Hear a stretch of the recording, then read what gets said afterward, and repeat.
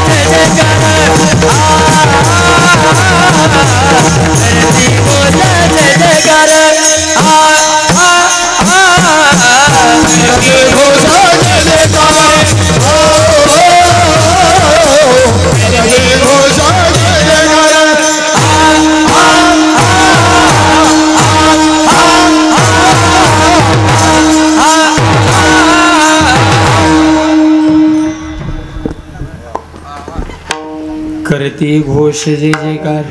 ते काय करतात? बस भगवंताच्या नामाचा जय घोष. जय घोषात ताकद ज्ञानोबऱ्या सांगतात. आईशे माझेने नाम घोषे नाही शे करते विश्वाचे दुःखे हे जगाची महासुखे दुमदुमीत भरले. हे जग महासुखाने दुमदुमून भरण्याची ताकद करते घोष जय जयकार. होतं काय? जळते दोषाचे डोंगर नाम घेता विठोबाचे पर्वत जळते पापाचे. किंवा नाम संकीर्तन साधन पै सोपे जळतील पापे जन्मांतरी जे करते घोष जय जयकार. जळते दोषाचे डोंगर आणि ते दोषाचे डोंगर जाण्याची ताकद भगवंताच्या नामात आहे. तेच नामचिंतन एकदा करायचे. हाताना टाळी मुखान नाम प्रेमानं भजन विठोबा रखुमाई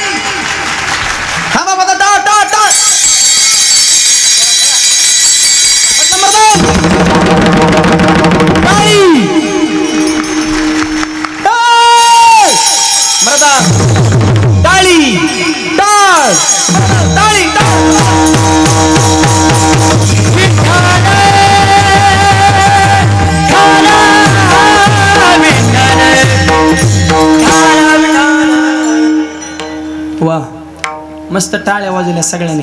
आवाज गुलाबाच्या फुलावाने दिसायला लागले सगळे. पर सूर्य फुलावाने माना टाकले होते. काय टाळ्या वाजवल्या प्रसन्न होतं. हे जे कार्य चाले धर्म कार्य असावा तो धर्म मग साहो जाते वर्म. आणि धर्माच्या बाबतीत अख्खा कीर्तन विस्तार. पण तरुण मुलं आणि मुली दोन वाक्य चित्त नाही का?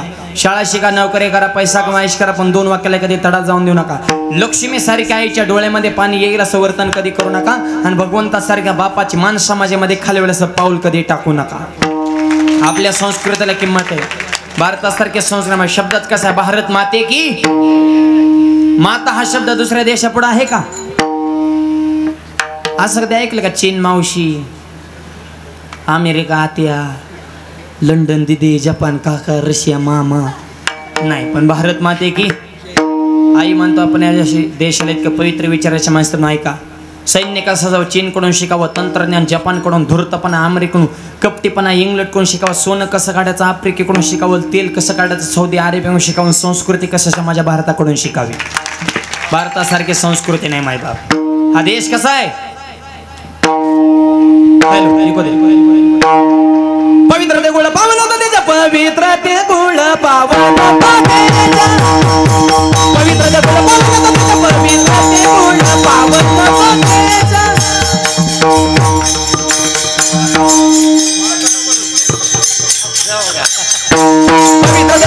होतं त्याच्या पवित्र ते गुळ पावन पवित्र ते गुळ पावन होतं त्याच्या पवित्र ते गुळ पावन पवित्र ते गुळ पावन होतं त्याच्या पवित्र ते गुळ पावन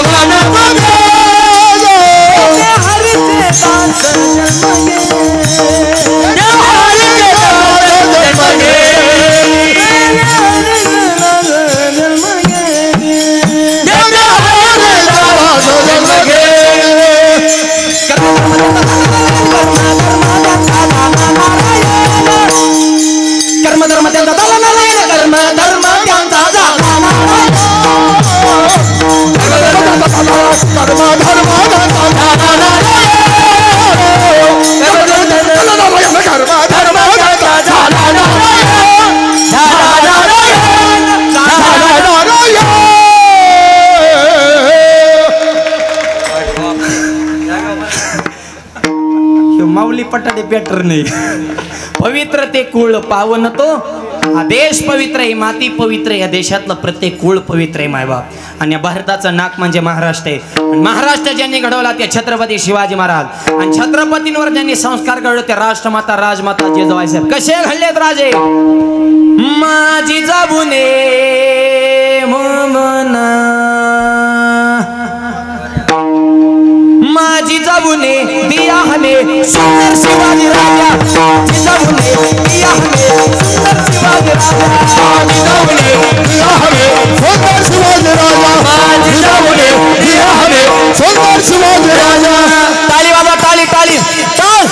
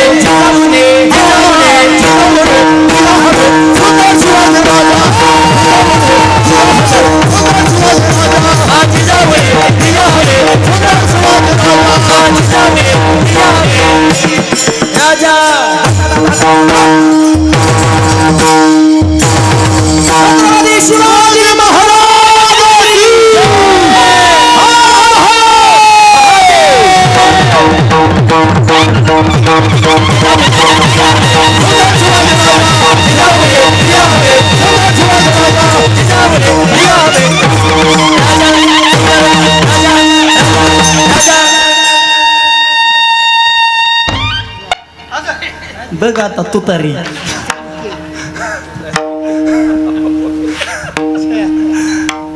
महाराष्ट्राची शान आहे आपले तुतारी. तुम्ही दुसरीकडे जोडू नका बर का.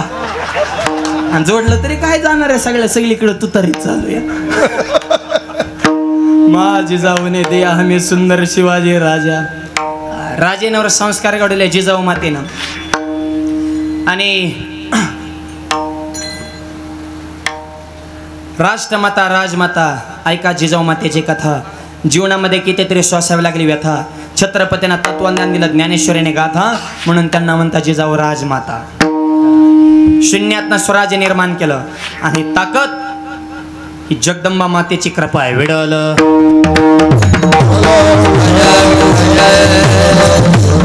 हो म्हणून शून्यातनं स्वराज्य निर्माण केलं. तलवारीचं नाव सुद्धा भवानी आणि जिने तलवार दिली ती सुद्धा साक्षात तुळजा भवानी. कशी होती तलवार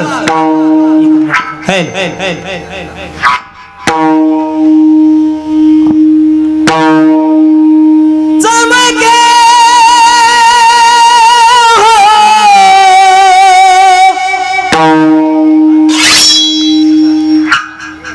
शिवबाची तलवार चमके शिवबाची तलवार शिवबाची तलवार चमके शिवबाची तलवार चमके शिवबाची तलवार. ताली वाला ताली.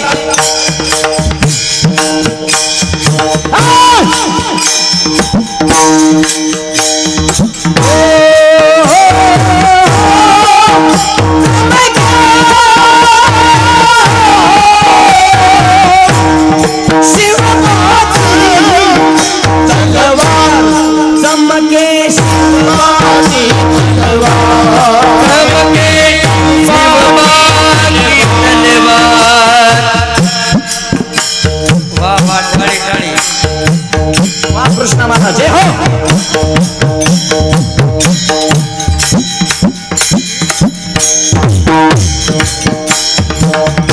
भवानी जेव्हा मेलाच्या बाहेरी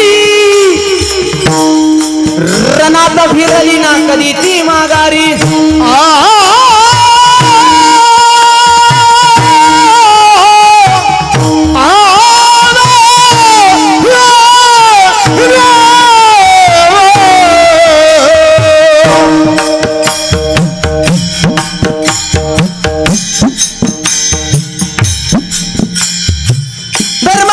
साठी सदा सज्ज भवानी झाली. जुलूम करत्याच्या रक्ताने ती नाहली. वा वा.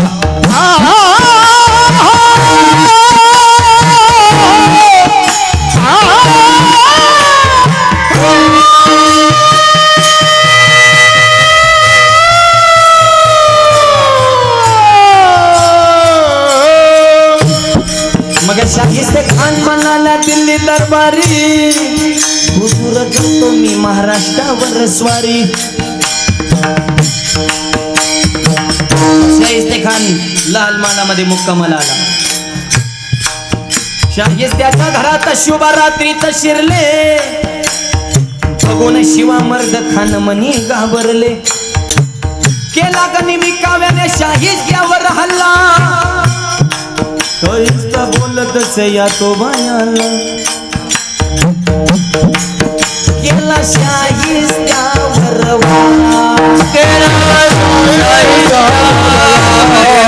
त्याची तुटली बोटे चार, त्याची तुटली बोटे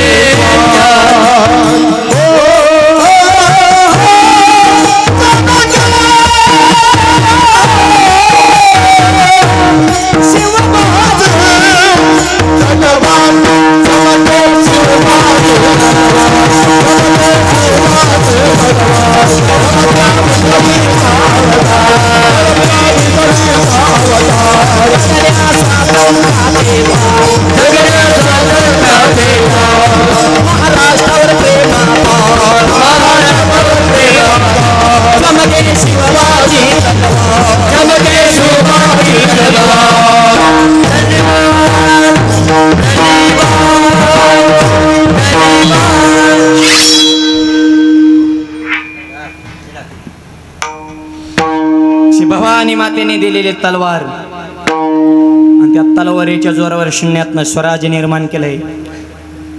जातीपातीचं राजकारणाच्या छत्रपतीने कधी केलं नाही. स्वराज्याची निर्मिती करताना राजाने कधी विचार केला जाती आणि पातीचा. मावळ्याच्या तलवारी पुढे नकरा चालत होता 7.5. लढायला जाताना मावळ्याने कधी विचार केला दिवस आणि रात्रीचा. त्यांना अभिमान होता या मावळ्यांना महाराष्ट्राच्या मातीचा.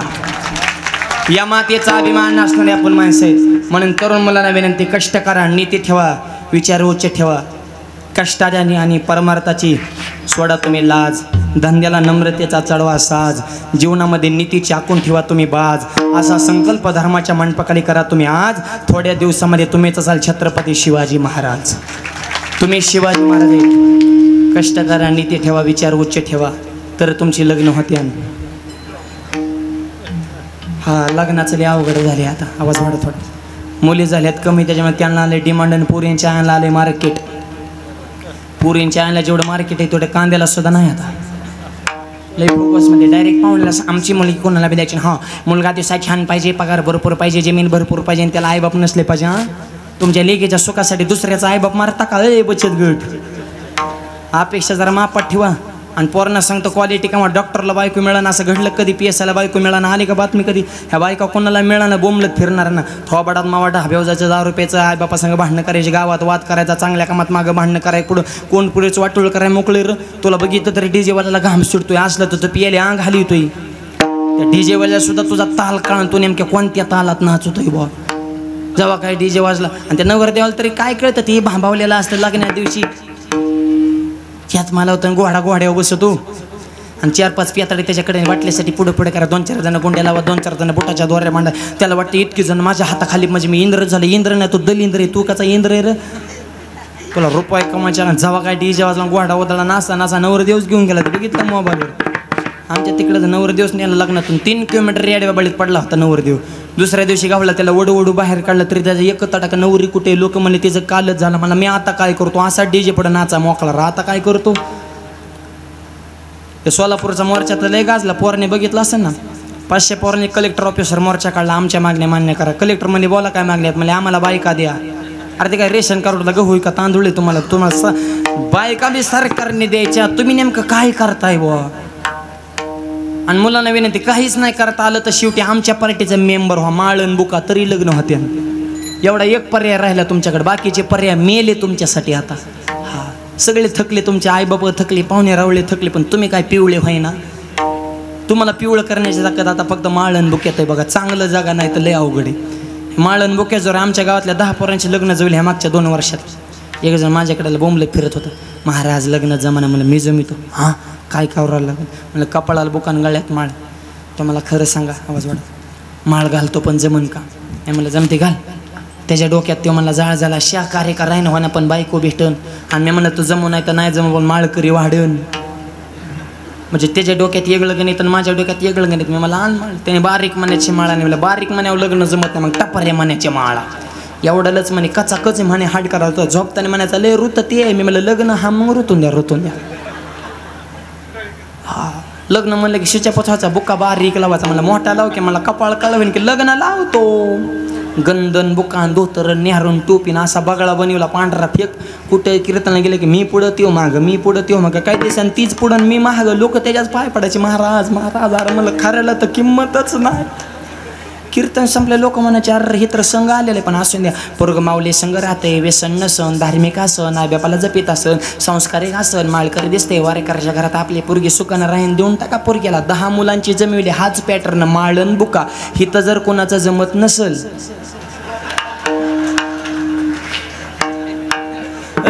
पोरगा काजळ. चलो माऊली पटाडे जिंदाबाद. महिन्यातच तुकडा पाडो.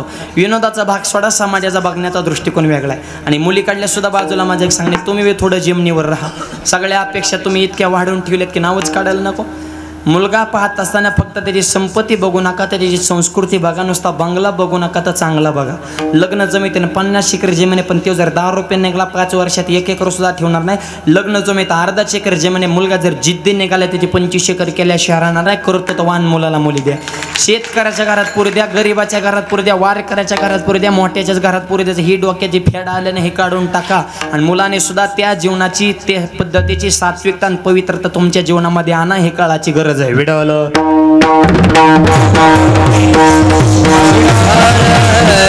आणि यासाठी संत विचार जीवनामध्ये गरजेचे आहेत. महाराज ते वीर आहेत. हो वीर म्हणलं की लढाई आली. हो करतात ना. लढाई म्हणलं की शस्त्र आले आहेत ना. कोणते? क्षमा दया शांती बाण अभंग हाती. क्षमा दया शांती हे शस्त्र आहेत. त्याच्यावर नाही गुण आलं ते शेवटचं ब्रह्मास्त्र. बाण अभंगाचे बाण केले. सणासण लोकांच्या मर्मावर तुकोबाने भेद गेला. हे शस्त्र आहेत. आम्हा घरी धन शब्दाचीच शस्त्रे आहेत. शब्द हेच आमच्याकडे शस्त्र आहेत. पण त्याच्या अगोदर 3 शस्त्र सांगितले, क्षमा दया शांती. हे सुद्धा शस्त्रच आहेत. म्हणून आपल्या जीवनामध्ये दया क्षमा शांती ते देवाची वस्तू. दया म्हणजे दुसऱ्याच्या दुःखाने आपलं दुःख अंतकरणाचं व्हावं. क्षमा माफ करायला शिका. क्षमा शस्त्र जे येणाराचे आहे. क्षमा नावाचं शस्त्र अंतकरण समुद्रासारखा विशाल ठेवा. काय तुकोबऱ्यांचा अंतकरण. तुकोबऱ्यांचं भजन चालून गावातलं एक जण म्हणला, ही तुकोबर आहे ना निवळ भोपळा आहे. भोपळा तुकोबराने भोपळ्या म्हणणाऱ्याचं डायरेक्ट दर्शनच घेतलं. आपल्याला जर एखादा भोपळा म्हणला असता तर आपण हाणून मोकळा केला असता. मला भोपळा म्हणतो काय. तुकोबराने दर्शन घेतलं आणि बाकीचे लोक म्हणले, महाराज तो माणूस तुम्हाला भोपळा म्हणाला तरी तुम्ही त्याच्या पाय पडता. हो का? अहो भोपळा लई मोठी पदवी. कसं काय? भोपळा स्वतः पोहतो आणि दुसऱ्याला पाहायला शिकवतो. तसं मी तर माझ्या साधण्याच्या जोरावर तरलोच आहे, पण अभंगाच्या जोरावर लाखो वारकरी तरणार त्याला म्हणत क्षमा दया शांती. काय अंतकरणाची अवस्था. बाण अभंग हाते. क्षमा दया शांती शस्त्र आणि अभंगाचे बाण. आणि हे ज्याच्याकडे आहे तीच माणसा जगाच्या पाठीत बळीवंत आहेत. अभंगाच्या शेवटच्या चरणी तुका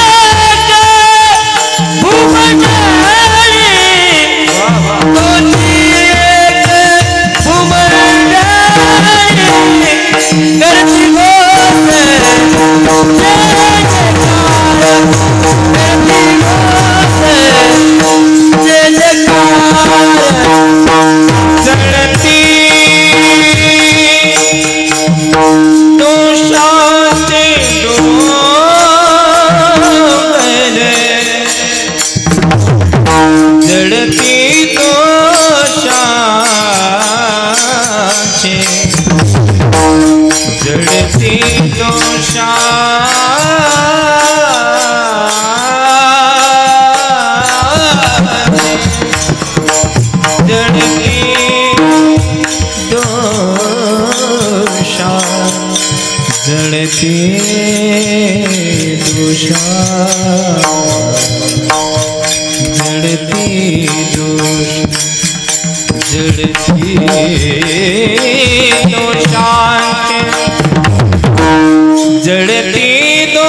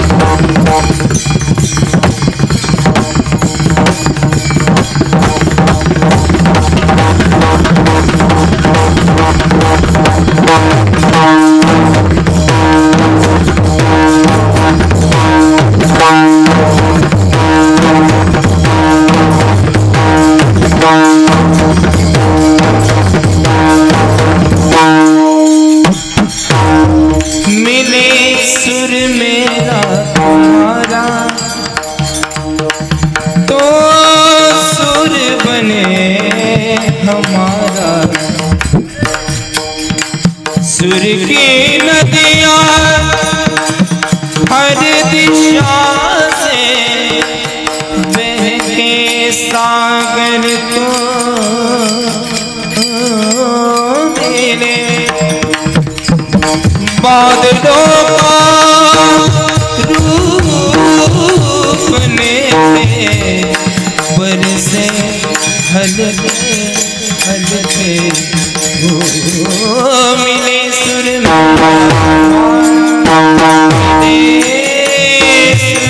मेरा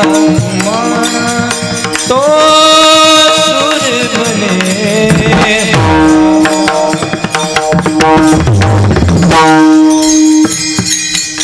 जड़ती दोषाचे डोंगर जड़ती दोषाचे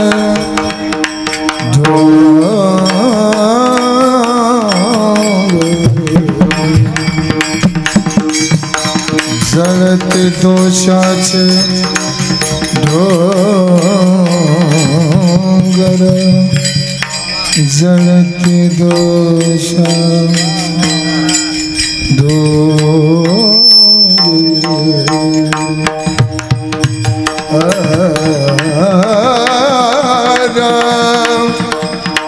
जड़ती दोषाचे डोंगर जड़ती दोषाचे डोंगर जड़ते दोषाचे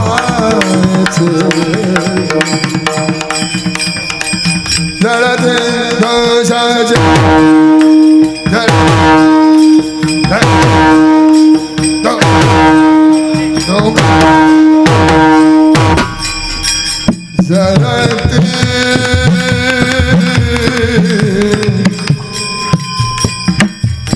दोषाचे